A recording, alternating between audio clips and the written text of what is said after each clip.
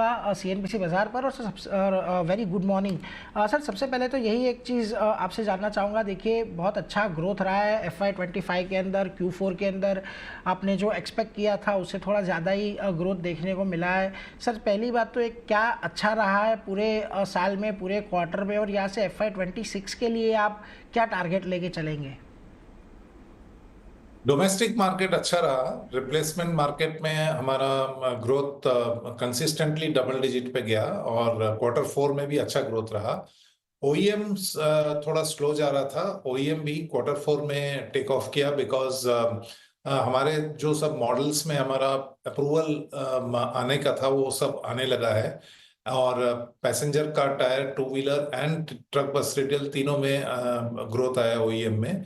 International market quarter 4 में flat गया, but overall year देखे तो उसमें भी close to double digit growth आया। सो तीनों सेगमेंट में ग्रोथ आया। प्रोडक्ट कैटेगरी की बात करें तो कमर्शियल, पैसेंजर और टू व्हीलर तीनों में लगभग डबल डिजिट ग्रोथ आया इन क्वार्टर 4। क्वार्टर 4 में हमारा ओवरऑल ग्रोथ ऑलमोस्ट 15% रहा है। तीनों सेगमेंट में डबल डिजिट रहा है।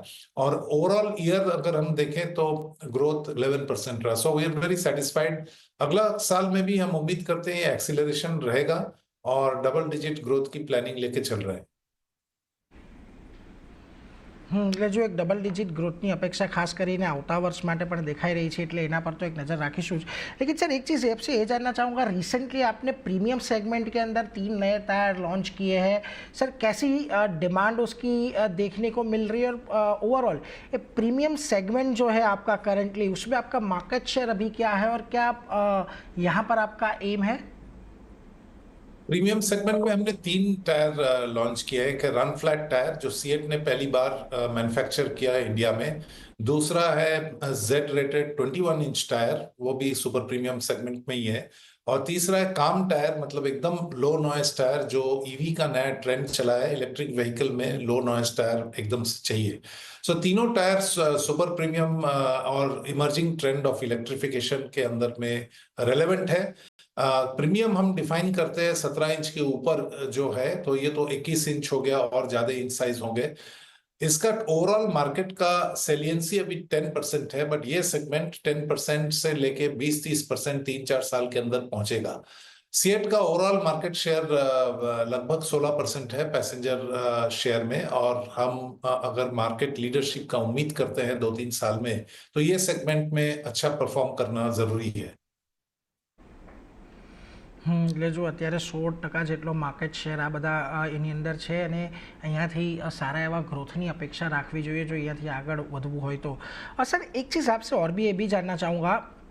आपने जैसे कि ओपनिंग स्टेटमेंट में भी आपने कहा कि OEM रिप्लेसमेंट दोनों जगह पर एक अच्छा वॉल्यूम ग्रोथ डोमेस्टिक में देखने को मिला है। सर, इंटरनेशनल मार्केट के अंदर भी थोड़ी जो ग्लोबल मैक्रोज है उसके रिलेटेड थोड़ी चिंताएं बढ़ी है।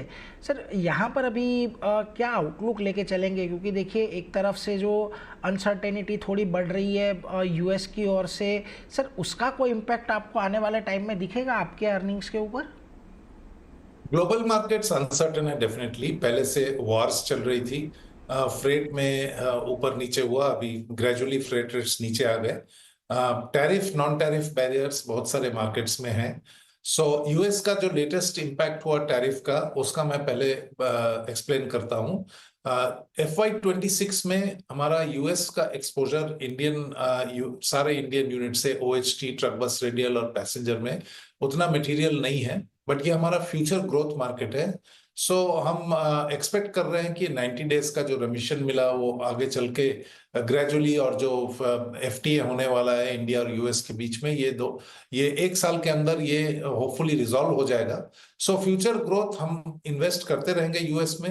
FY26 में ये टैरिफ एटसेट्रा का बहुत ज्यादा मटेरियल इम्पैक्ट सीएट के अर्निंग्स पे नहीं रहेगी। ओके।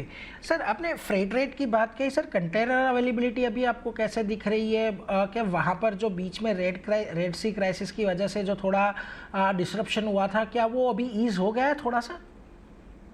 तो ईज हो गया, रेट्स भी नीचे आ गए, बट फिर से थोड़ा हम container accumulation at Chinese ports witness कर रहे हैं। तो ये ट्रेंड अगर चलता रहा तो अगेन एक तरह की अवेलेबिलिटी की क्राइसिस आ सकती है। ओके। और सर एक और चीज़ है, आपसे ये भी जानना चाहूँगा, Q4 में जो रॉ मटेरियल प्राइसेस है लार्जली इनलाइन रहे हैं, उसकी वजह से क्वार्टर ऑन क्वार्टर बेसिस पे भी हमें आपके मार्जिन इंप्रूवमेंट दिखे हैं। सर यहाँ पर अभी क्या आगे चलकर आपका टारगेट एक रेंज रहेगा मार्जिन्स को लेकर? हाँ देखिए, Q4 ऑन Q3 अगर आप कंपेयर करोगे तो क्रूड ऑयल प्राइस लगभग फ्लैट था, और नेचुरल रबर का प्राइस में भी बहुत ज्यादा अंतर नहीं आया। सो Q4 का overall raw material price Q3 से थोड़ा नीचे गया, अबाउट लेस देन 1% नीचे गया, फ्लैट रहा आप कह सकते हो। Q1 ऑन Q4 भी वैसा ही ट्रेंड रहेगा, थोड़ा नीचे जाएगा, ऑलमोस्ट फ्लैट। क्योंकि नेचुरल रबर की जो प्राइसिंग है डोमेस्टिक मार्केट में वो लगभग 200 के थोड़ा ही नीचे आया, अभी तक नीचे नहीं आया। और इंटरनेशनल रबर की नेचुरल रबर की प्राइस काफी नीचे आ चुकी है, $1700 पर टन पे आ चुकी है। और ये इतना ज्यादा डिफरेंस नेचुरल रबर प्राइसिंग में डोमेस्टिक और इंटरनेशनल के बीच में हम बहुत रेयरली देखते हैं, बट है अभी वैसा। क्रूड ऑयल प्राइसेस नीचे आ रहे हैं, तो क्रूड ऑयल डेरिवेटिव्स जो है, synthetic rubbers, synthetic fibre, carbon black etcetera, धीरे धीरे इसमें मेरे ख्याल से सॉफ्टनेस आएगा। सो Q1 एंड से लेके Q2 में ज्यादा गिरावट हम उम्मीद कर सकते हैं, and hence that will be positive for the margin. એટલે જો અહીંયાથી ખાસ કરીને માર્જિન Q1 एंड અને Q2 में सारा રહેવાની एक अपेक्षा है। सर आखिरी में सिर्फ आपको एक कैम्सो एक्विजिशन के बारे में पूछना चाहूँगा। सर क्या आप यहाँ से कब तक हम कंट्रीब्यूशन आते हुए देख पाएंगे कैम्सो का आपके एक्विजिशन से? सो अभी एंटी ट्रस्ट रेगुलेशंस जितने थे वो सारे अप्रूव्ड हो गए हमारे। अभी इंटीग्रेशन पे हम जोर दे रहे हैं। Q1 में कोई कंसोलिडेशन नहीं होगा, Q1 में जैसा हमारा स्टैंड अलोन रिजल्ट्स है वैसे ही होगा। Q2 से हम उम्मीद कर रहे हैं जुलाई 1 से हम कैम्सो का बिजनेस इंटीग्रेट करेंगे, line item wise overall CEAT के साथ कंसोलिडेट कर पाएंगे।